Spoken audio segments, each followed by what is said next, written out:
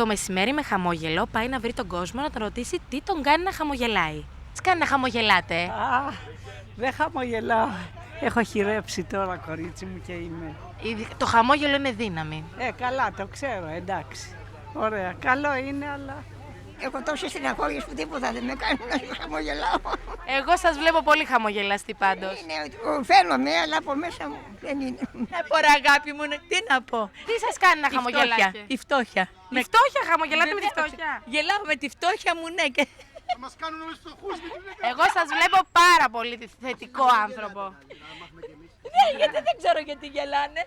Τίποτα, με αυτά που ζούμε, τι να χαμογελάμε, είναι κλέμα από το πρωί μέχρι το βράδυ. Πρέπει να βρίσκουμε όμως τρόπους να χαμογελάμε. Δεν γίνεται, άμα μας δώσουν λεφτά θα χαμογελάσουμε. Αυτοί μας τα έχουν πάρει όλα, μόνο το από κάτω δεν έχουν πάρει.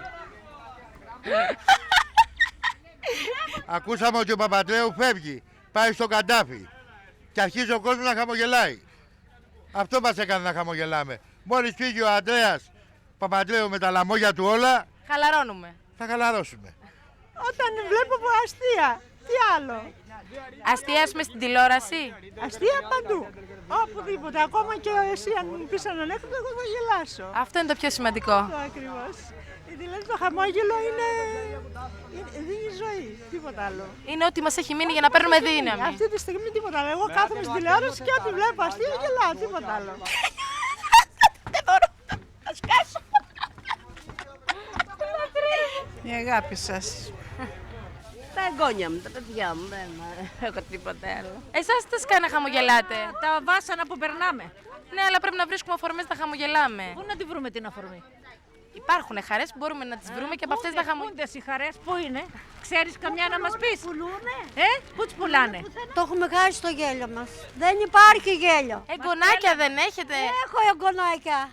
Έχω εγγονάκια. Εγγονάκια μας άμα είναι παίρνουμε δύναμη, άμα είναι κοντά μας. Άμα δεν είναι κοντά μας, είμαστε πικραμένοι. Αυτή είναι η περιουσία μας, αυτό είναι το χρυσάφι μας, αυτό είναι όλος ο κόσμος. Τα εγγονάκια μας και τα παιδιά μας. Τίποτα άλλο. Η φτώχεια, φτώχεια.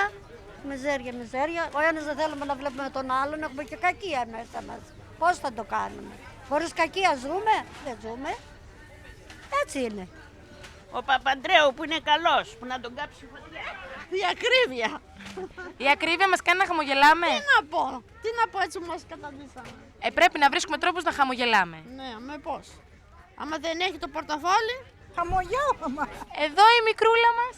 Η μικρούλα ψωνίζει. Μαθάνει από τώρα πώς θα ζει.